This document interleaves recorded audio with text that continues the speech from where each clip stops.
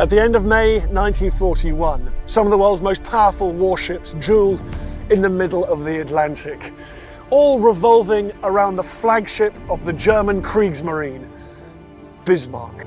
They told us the Bismarck was a tomb, a silent mountain of steel resting in the crushing darkness of the Atlantic. We thought we had mapped every inch of her broken hull, from the shattered gun turrets to the debris fields scattered across the ocean floor. But we were wrong. A state-of-the-art submarine drone just uncovered a sealed chamber no one knew existed. And here is the part that no one is ready for.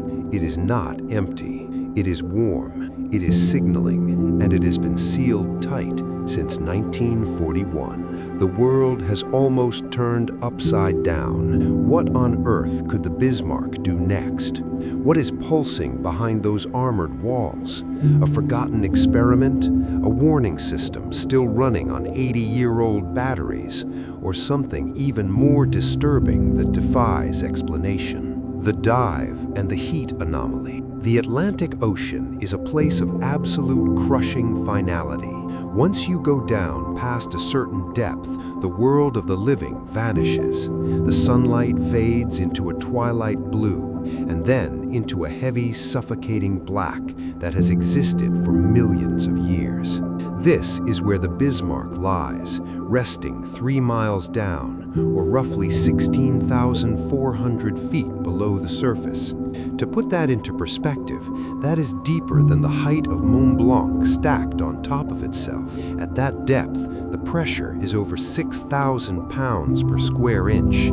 It is enough to crush a standard submarine like a soda can in a fraction of a second. For decades, the only way to see the wreck was through tiny portholes of manned submersibles or grainy footage from early remote vehicles. But 2024 was different. This was the year researchers deployed the Prometheus-10, a Hadal-class submarine drone built with one purpose: to go where humans physically cannot. This machine is a beast of engineering, designed to withstand pressures that would pulverize titanium. It was equipped with multispectral scanners, thermal imaging arrays, and a level of autonomy that allowed it to make split-second decisions in pitch-black conditions. When the team lowered it into the water, the mood was electric, but also tense. They were looking for structural details, maybe some new damage assessments for the historical record. Nobody expected the history books to be rewritten that day. As the drone descended, the telemetry monitors on the surface ship glowed with the usual data: depth increasing, temperature dropping. By the time Prometheus-10 reached the bottom, the water temperature should have been barely above freezing, a consistent flat line of cold death. That is how the deep ocean works. Everything down there is frozen in time, motionless and devoid of heat. But then the thermal alarm on the control deck started blinking. At first, the lead technicians thought it was a glitch. They tapped the screens, rebooted the sensor arrays, and assumed the drone was malfunctioning. But the data held firm. As the drone glided over the port side of the hull, scanning the massive armor belt that once protected the ship from British torpedoes, the sensors picked up a spike. It was faint, barely a fraction of a degree warmer than the surrounding abyss. But down there, that is a massive red flag. Metal that has been sitting in freezing water for over 80 years does not generate heat. It physically cannot. The drone moved closer, its thrusters kicking up small clouds of silt that had settled decades ago. The camera focused on a section of the hull that had always been overlooked. It was a 320-millimeter thick armored wall, a section of the citadel that had remained sealed through the sinking and the violent impact with the seafloor. The heat was radiating from behind that wall. This discovery sent a shockwave through the control room. You have to understand, ships usually cool down to the ambient temperature of the ocean within hours of sinking. For the Bismarck to still be emitting thermal energy implies an active source. Some experts immediately jumped to chemical theories. They argued that perhaps the metals were breaking down in a way that created an exothermic reaction, a slow rust fire burning in the absence of oxygen. But the chemistry did not add up. The reaction was too steady, too localized. It was concentrated directly behind a specific reinforced bulkhead. Theories started flying around the room. Could this be the ship's electrical nerve center? Historians pointed out that the Bismarck had independent oxygen scrubbers and backup battery banks designed to keep critical systems alive even if the main engines failed. But those batteries were lead acid or nickel iron. They would have corroded and died 70 years ago. There is no known battery technology from the 1940s that could hold a charge this long, let alone generate heat. Then the whispers started. Was there classified equipment inside? Something the German Navy never documented in the official logs? We know that toward the end of the war, technology was advancing at a terrifying rate. There were rumors of experimental power modules, sealed gyro-based targeting systems that could survive massive trauma, and magnetic anomaly sensors that were years ahead of their time. But even prototype tech needs a power source, unless the power source was something entirely different. The drone operator adjusted the contrast on the thermal feed. The heat signature wasn't a blob, it had geometry. It looked almost rectangular, like a bank of servers or a row of capacitors running in standby mode. The implication was impossible, yet there it was on the screen. The Bismarck wasn't just a dead wreck. A specific part of it, a room deep within its armored gut, was acting like it was still alive. And if something is generating heat, it means something is consuming energy. The team decided to move in closer. Prometheus 10 extended its manipulator arm, not to touch, but to get the sensors as close to the metal as physically possible without triggering a collapse. They needed to know if this was a natural phenomenon or something artificial. And that is when they saw the warping. The steel plates around the heat source weren't just rusted, they were distorted, bent outward slightly, as if something inside was pushing against them, or as if the pressure inside the room was different from the crushing weight of the ocean outside. This changed the mission instantly. It went from a survey dive to an investigation of an anomaly that defied the laws of physics. The ocean is supposed to claim everything eventually. It crushes, it corrodes, and it erases. But this chamber was fighting back. It was maintaining its own environment. And just when the team thought they had seen the weirdest part of the dive, the external cameras picked up something on the surface of that warm steel that made everyone in the control room go silent. But here is the catch. The heat was just the invitation. What they found physically clinging to the hull was the warning, the mystery of the synthetic residue. The drone hovered inches from the warped plating. The lights from Prometheus 10 cut through the darkness, illuminating the scarring on the battleship's side. But the researchers weren't looking at the rust anymore. They were looking at a substance that had no business being 3 miles underwater. Around the seams of the sealed plating, oozing out from the microscopic cracks in the armor, was a thin, oily film. It was transparent, shimmering slightly in the artificial light, almost gelatinous. In the deep ocean, you expect to see biological growth. You see rusticles, which are icicle-like formations of rust created by iron-eating bacteria. You see algae, deep-sea coral, or just thick layers of silt. You do not see clear, viscous slime that looks like industrial lubricant.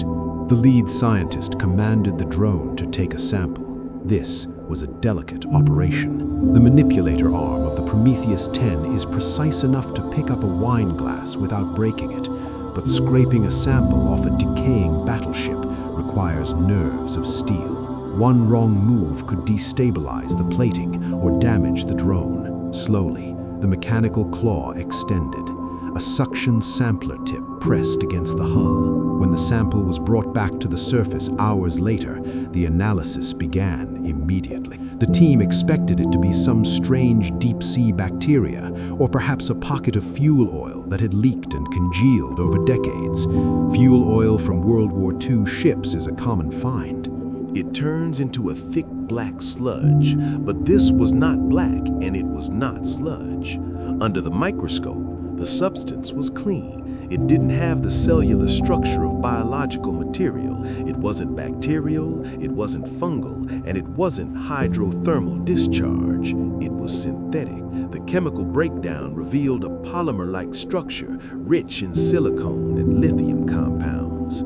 This result baffled the lab at GeoRAR. Silicone polymers of this grade were not standard issue in 1941. While silicone research existed, it was in its infancy. This material looked like a decay-stabilized energy gel, something you might find in a modern damping system for high-tech electronics or nuclear coolant arrays. It was thermally reactive. When they placed a tiny drop of it in a vacuum chamber to simulate the pressure of the deep, it didn't freeze or shatter, it thickened. It reacted to the pressure by becoming more durable, almost like a seal that gets stronger the harder you push on it. A chemical engineer on the team went on record hesitantly, calling it a smart fluid. But how could a battleship built in the late 30s possess a fluid that behaves like modern aerospace technology? This fueled a new wave of theories. Was the chamber that the drone found a storage unit for experimental materials? We know the German war machine was desperate for advantages. They were experimenting with synthetic rubber, advanced fuels, and rocketry. Was this gel part of a vibration insulation system? Imagine a room housing delicate prototype radar equipment or a mechanical computer. If the ship fires its massive 15-inch guns, the shock wave would shatter glass vacuum tubes instantly. You would need a shock absorption system. This gel could be the hydraulic fluid for a shock-mounted room, a ship within a ship, designed to keep sensitive gear safe, even if the rest of the vessel was being blown apart. But there is a darker theory. Some historians have pointed to the whispers of Project Navalhorn, a rumored initiative to create sealed command compartments that could survive the sinking of a vessel. The idea was borrowed from early U-boat innovations. Create a capsule that could withstand the crush depth, preserving the codes, the machinery, and perhaps even the crew inside for a retrieval that never came. The presence of lithium in the sample is the smoking gun for many. Lithium is a key component in batteries and energy storage. Finding it in a liquid suspension leaking from a warm room suggests that whatever is inside is leaking battery fluid, but not the acid kind we know. It suggests a high-density power storage medium that has degraded into a semi-liquid state but is still chemically active. The conspiracy theorists, of course, went full throttle. They looked at the clear, preserving nature of the gel and started talking about cryogenics or biopreservation. While that sounds like science fiction, the concept of medical preservation was being explored, albeit crudely, during the war. Was this residue evidence of a failed attempt to keep something or someone in a state of suspended animation? It sounds insane until you remember the heat signature. A chemical reaction breaking down this much lithium gel would generate heat. So we have a sealed room. It is generating warmth. It is leaking a synthetic fluid that acts like a pressure seal. And it is sitting in a ship that was supposed to be dead technology. The researchers were already on edge, trying to make sense of the chemistry when the ocean decided to throw them another curveball. The drone went down for a follow-up dive. They wanted to see if the leak was growing. They wanted to map the extent of the heat. But 9 hours into the descent, the sensors stopped looking and started listening. And what they heard turned the confusion into genuine fear. It is not that simple, though, because the ship wasn't just leaking fluids, it was trying to speak the impossible signal. Sound travels beautifully underwater. Whales can communicate across oceans. Submarines can hear a propeller turning from miles away. But the deep ocean is usually a place of natural noise. The shifting of tectonic plates, the groaning of the wreck settling in the mud, the flow of currents. It is a chaotic, random soundscape, but what Prometheus 10 picked up was not random.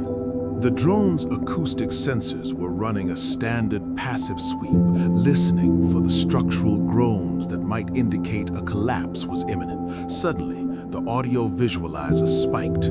A sharp, rhythmic ping cut through the static. It bounced off the inner wall of that sealed chamber and echoed out into the water. At first, the team assumed it was feedback. Sonar pings can bounce weirdly in tight spaces. Maybe the drone was hearing its own thrusters reflecting off the armor plate. They cut the thrusters. The drone drifted in silence, hovering in the void. The sound continued. 3 short pulses, 3 long pulses, 3 short pulses. Silence. Then 62 seconds later, it repeated. The silence in the control room on the surface was absolute. Everyone knew what that pattern was. You learn it in Boy Scouts. You see it in movies. It is the universal cry for help, SOS. But ships do not send Morse code anymore, and certainly sunken battleships do not send Morse code. The electrical systems on the Bismarck were destroyed by shell fire and seawater before she even slipped beneath the waves. Even if a generator had miraculously survived, it would have run out of fuel in 1941. Even if there were batteries, they would be dead. So how was a pattern of distinct rhythmic pulses originating from inside the wreck? The technician analyzing the waveform noted the precision. It wasn't a human tapping on a hull. That would sound organic, irregular. This was mechanical. It was precise to the millisecond. This suggested an automated system. An old naval historian aboard the expedition remembered a footnote in a declassified operations manual. He pulled up a digital file on his tablet, searching for emergency protocols. He found a reference to a last-ditch distress system. The protocol involved pre-programmed electromagnetic relays. These were simple, rugged devices, basically clockwork mechanisms connected to a heavy-duty capacitor. If a ship were lost, and if the main power died, this system could be triggered to emit a low-frequency pulse using a dedicated sealed chemical battery. The idea was to help salvage crews find the wreck, but those systems were designed to run for 48 hours, maybe a week at most, not 80 years. This is where the Signal 9 theory comes into play. The pulses were separated by exactly 62 seconds. Why 62? Why not 60? Why not 10? In German naval coding, specific time intervals were used to denote the status of the vessel. 62 seconds was not a standard interval for "I am sinking." It was a specific, obscure interval that some researchers believe indicated vessel sealed, cargo intact. The implications were terrifying. Was there a machine inside that room that had been waiting, dormant, for 8 decades? Perhaps the arrival of the drone, the lights or the active sonar pings from Prometheus 10 had woken it up. Some systems are designed to be acoustic activated. They sit in standby mode, consuming zero power until a specific frequency hits them, triggering a chemical reaction that brings the battery to life for one final broadcast. Had the researchers accidentally turned the key? The SOS repeated 4 times over a 6-minute span. Then it stopped. The silence that followed was heavy. It felt like the ship had spoken and then gone back to sleep. But the data was recorded. It was real. Some skeptics tried to debunk it immediately. They claimed it was magnetic reverb, a phenomenon where the metal of the ship interacts with the ocean's magnetic field and releases stress in rhythmic bursts. But magnetic reverb doesn't spell SOS. Others suggested it was a prank by a hacker interfering with the drone's feed, but the signal was localized to the hydrophone on the drone 3 miles deep. You cannot hack that from the surface without leaving a trace. The most chilling possibility remained. The system was working exactly as intended. It was a beacon, but a beacon for whom? And if a machine was still running inside, protected by that strange gel and generating heat, what was it guarding? The answer might lie in the paperwork that never made it to the history books, because when they checked the crew manifest against the size of the sealed area, the numbers didn't add up, and that is putting it lightly, because 32 men were about to become very important. The ghost crew of the Citadel. History is written by the victors, but it is also written by the bureaucrats. And bureaucrats love lists. Every sailor, every cook, every mechanic on a warship is accounted for. The Bismarck was no exception. We have the lists. We know that over 2,200 men went into the water. We know that only 114 were pulled out alive. It is a tragedy of immense scale. But recently, a German naval historian named Clara Hennis started digging into files that had been gathering dust in a basement in Kiel. She was cross-referencing the official crew lists with the logistical ledgers from the companies that supplied the ship. That is when she found the discrepancy. There were 32 names on the provision logs, men who were issued bunks, rations, and security clearances who did not appear on the official naval roster. Who were they? Hennis tracked their affiliations.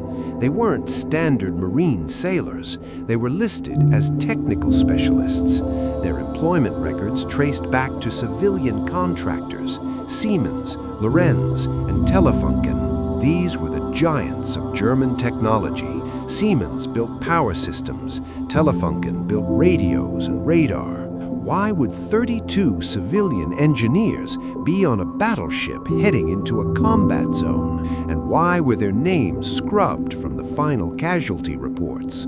Typically, when a civilian contractor dies at sea, there are insurance payouts, letters to widows, and legal proceedings.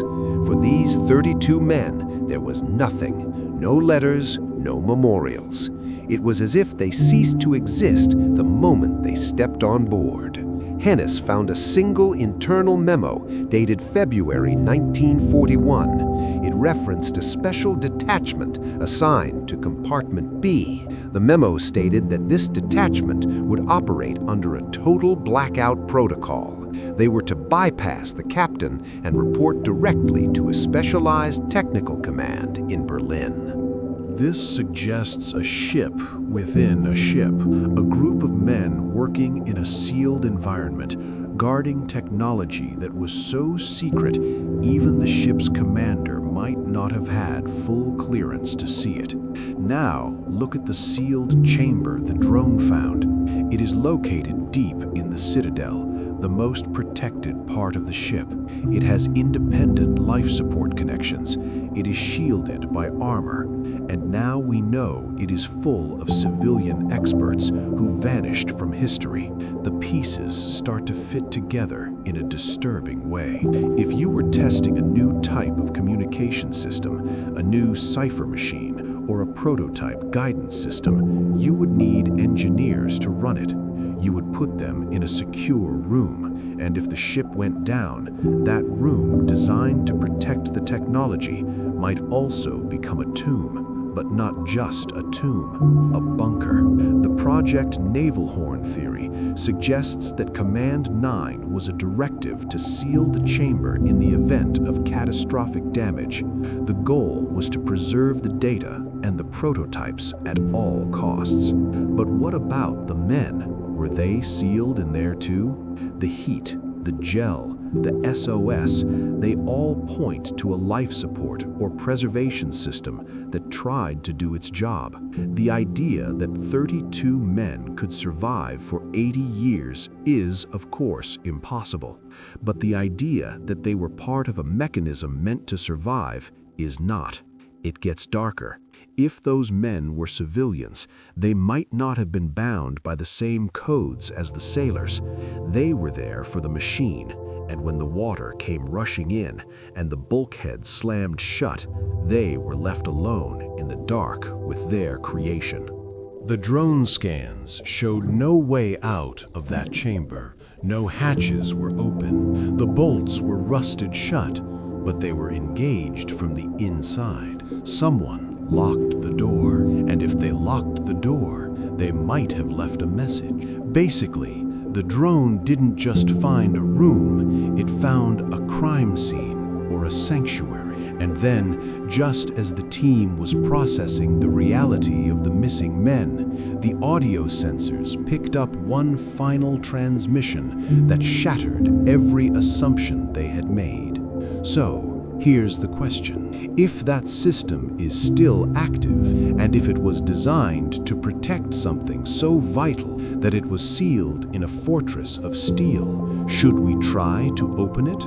Or are some secrets better left at the bottom of the ocean? Let us know what you would do in the comments below. And if you enjoyed this video, hit that like button and subscribe for more mysteries from the abyss. Thanks for watching.